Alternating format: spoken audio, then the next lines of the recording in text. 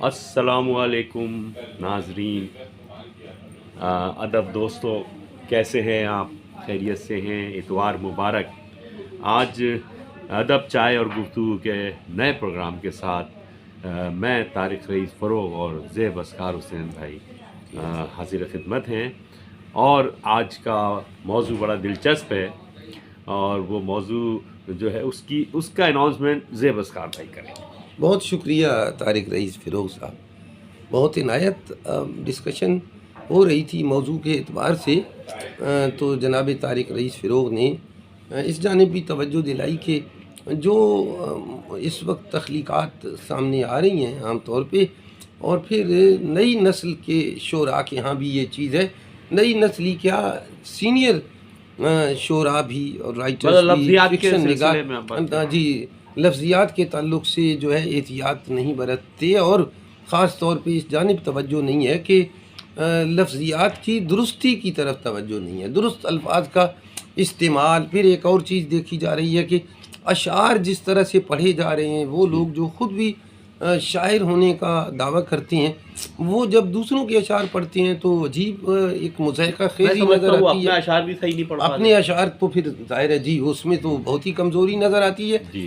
لیکن اگر وہ مضامین لکھتے ہیں تو سینئر شعراء کے اشعار کو بھی غلط طور پہ کوٹ کر رہے ہوتے ہیں۔ دیکھیے سوشل میڈیا پہ بھی ایک یہ آپ نے نوٹس کیا ہوگا، وہاں بھی بعض لوگ جو ہیں اچھے خاصے ذمہ دار لوگ بھی شعر کسی اور کا ہے، اور وہ جو ہے انتہائی کہنا چاہیے کہ بے بہر ہے، اسے وہ میں نے یہاں تک دیکھا ہے فیض کے حوالے سے دے رہے ہیں، احمد فراز کے حوالے سے، یہ تو ایک طرح کا امجد اسلام امجد کے نام سوشل کرائم ہے یا سوشل لٹریری کرائم ہے۔ محسن نقوی صاحب کے ساتھ تو بہت ہی میں سمجھتا ہوں اشعار ہو رہی ہے، جان ایلیا کے ساتھ بھی یہ غلط لکھ رہے ہیں، اور پھر یہ کہ کبھی یہ بھی ہو رہا ہے کہ اشعار کسی کا ہے، نام کسی کا لکھ رہے ہیں، جی بالکل کیا بد احتیاطی بد احتیاطی بھی ہے، آپ صحیح فرما رہے ہیں طارق صاحب۔ اور دوسرا یہ ہے کہ عام طور پہ جو ایک تحریر ہوتی ہے، عبارت، اس میں اتنی اغلاط ہوتی ہیں، اس جانب میری سمجھ میں نہیں آ رہا کیوں توجہ نہیں دی جاتی ہے، اور وہ خود کو، یہ ایسے لوگ بھی ہیں جو خود کو اب یعنی ایک طرح سے میڈیا کی بدولت خود وہ بطور نقاد جانے جا رہے ہیں، بطور ادیب جانے جا رہے ہیں۔ تو اس کی طرف میرا خیال یہ ہے کہ بھرپور طور پہ توجہ ہونا چاہیے کہ لفظوں کی نشست و برخاست درست ہو۔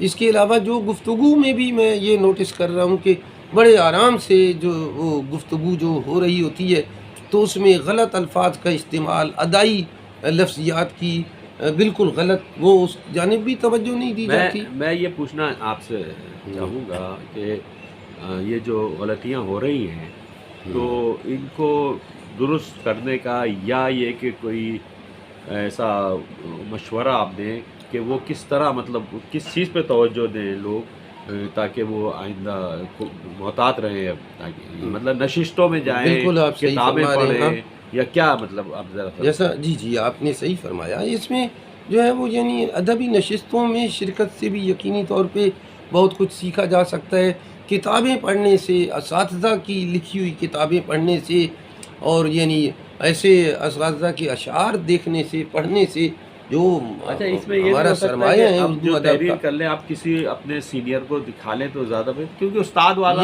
یہ بھی استاد شاگرد تو ختم ہو گیا جی، آج کل، استادی شاگردی، ہر کوئی استاد ہے، ہر کوئی استاد اپنے آپ کو ہر کوئی استاد سمجھا ہوگا پہلے تو لیکن مشورہ کرنے میں کوئی مذائقہ نہیں ہے۔ ہے۔ دیکھیے فیض صاحب تک مشورہ کرتے تھے، جی ہاں، صوفی غلام مصطفیٰ تبسم سے، یا اور بھی لوگ جو ہیں بھائی علامہ اقبال کے علامہ اقبال کے بارے میں جی ساتھ گئے، کیوں گئے؟ اپنی لینگویج کے لیے گئے وہاں پہ، انہوں نے تو کوئی ان کو برا نہیں لگا، شرم نہیں آئی کہ میں وہاں جاؤں، بہرحال تو یہ زیادہ داغ دلوی سے بھی داغ دلوی، جی داغ دلوی سے، تو وہ مطلب اس میں کوئی برائی نہیں ہے، اگر برائی نہیں ہے آپ اس کو اناؤنس کرنے سے پہلے اگر اس کو ریویو کر لیں، جی اس کو دیکھ لیں، کسی سے کر لیں، مشورہ کر لیں، اب تو اتنی آسانیاں ہو گئی، اور نثر پہ بھی توجہ ضرور دینا چاہیے، بڑے آرام سے۔ اب یعنی بہت سے الفاظ ہیں، میں کہنا چاہوں گا جیسے عام سا ایک لفظ ہے کہ میں یہ کہنا چاہتا ہوں کہ، اس کو وہ قافیے کے سے لکھ رہے ہیں، تو یہ کیا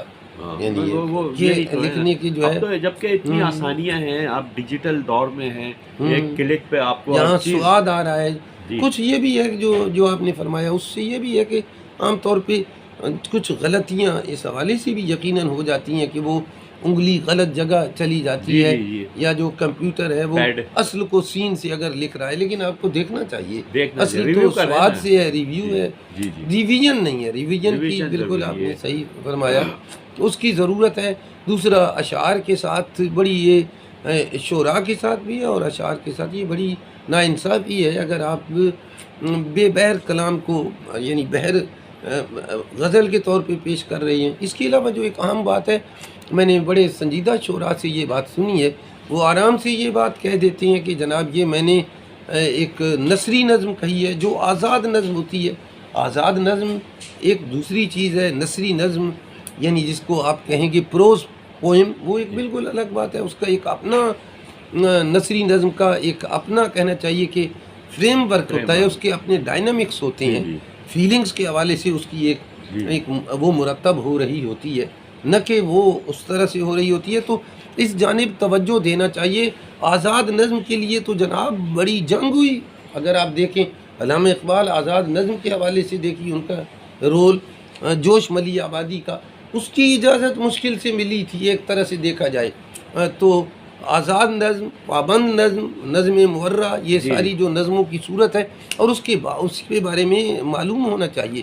اور پھر یہ پتہ ہونا چاہیے کہ آپ کوئی ایک بے بہر نظم کہہ رہے ہیں اور اسے آپ کہہ رہے ہیں میں نے آزاد نظم کہی ہے، تو ذرا اس طرف جو ہے وہ توجہ ایک دینا پوائنٹ اور چاہیے. تھا، وہ جس کو سرقہ کہتے ہیں، ہاں تو بڑا کیا کہتے ہیں جیداری کے ساتھ لوگ دوسروں کے اشعار اور دوسروں کے مطلب کلام کا اپنے نام سے شائع کر دیتے ہیں، تھوڑی سی تبدیلی یہ کر کے. بڑی یہ افسوسناک ہے، یہ افسوسناک ہے. وہ یہ نہیں ہونا چاہیے. یہ نہیں ہونا چاہیے اور یہ ظاہر ہے وہ اس طرح سے اپنا جو کام ہے اس کو وہ ضائع کر رہے ہیں، کیونکہ کوئی بات جو ہے وہ مخفی نہیں رہتی. اب ایک استاد مصفی نے ایک بات کہی ہے تو وہ اس کو آج کے زمانے میں آپ تبدیل کر کے دوسری طرح سے کہیں تو کریڈٹ تو مصفی استاد مصفی کو جائے گا نا.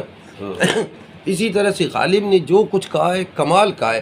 اس میں بھی ایک بات میں آپ سے یہ عرض کروں کہ استفادہ کرنے کی بھی ایک صورت ہوتی ہے. جیسے حضرت علامہ اقبال نے کیا استفادہ، یعنی یہ کہ الٹے پھرائے در کعبہ اگر واہ نہ ہوا غالب کا، بندگی میں بھی وہ خود آرا و خود بین ہیں ہم. الٹے پھرائے در کعبہ اگر واہ نہ ہوا، میں ایک مثال دے رہا ہوں، اور خود ہی خودداری کے حوالے سے. لیکن علامہ اقبال نے پھر یہ بات کہی نا کہ خدا بندے سے خود پوچھے بتا تیری رضا کیا ہے. تو اس طرح سے جو ہے میں یہ کہوں گا کہ خیال کی سطح پہ استفادہ کرنا اور اس خیال کو آگے بڑھانا. جیسے فیض صاحب نے بعض چیزوں کو بڑھایا ہے، وہ کیا خوبصورت انداز میں، تو وہ ایک انڈیپینڈنٹ صورتحال بن گئی. تو اس طرح سے جو ہے ہمارے شعراء اس جانب اگر توجہ دیں کہ وہ اساتذہ کے کلام کو یہ نہ کریں، اساتذہ کے کلام کو لے اڑنے والا کام نہ کیجیے، اس سے استفادہ کیجیے، سیکھیے.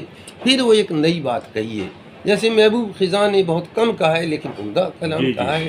رئیس فروغ کا کلام دیکھیے، جو بات کہی ہے یہ وہ بالکل ایک فریشنس کے ساتھ، ایک نئے رویے کے ساتھ. رئیس فروغ تو کے حوالے سے تو خیر میں یہ کہوں گا کہ وہ ایک ٹرننگ پوائنٹ کے شاعر ہیں. انہوں نے تو جو ہے وہ یعنی کہ پوری جو اپنی شعری اور تخلیقی شعوری بصیرت کے ساتھ ایک نیا آہنگ دیا ہے غزل کو، لفظیات کے تعلق سے، معنویت کے تعلق سے. تو اس اعتبار سے وہ میں یہ کہوں گا کہ ان کے اوپر تو بات ہونا چاہیے رئیس فروغ کے اوپر. تو میں سمجھتا ہوں کہ بہت خوبصورت گفتگو ہو گئی آج، اور آج کا اتوار بھی آپ کا خوبصورت گزرے گا انشاءاللہ، دعائیں ہیں ہماری. اور لفظیات کے حوالے سے بڑی پیاری گفتگو کی زیب اسکار حسین صاحب نے. تو میں اپنی جانب سے اور زیب اسکار حسین صاحب کی جانب سے اجازت چاہوں گا. انشاءاللہ اگلے اتوار کو پھر ملیں گے. السلام علیکم.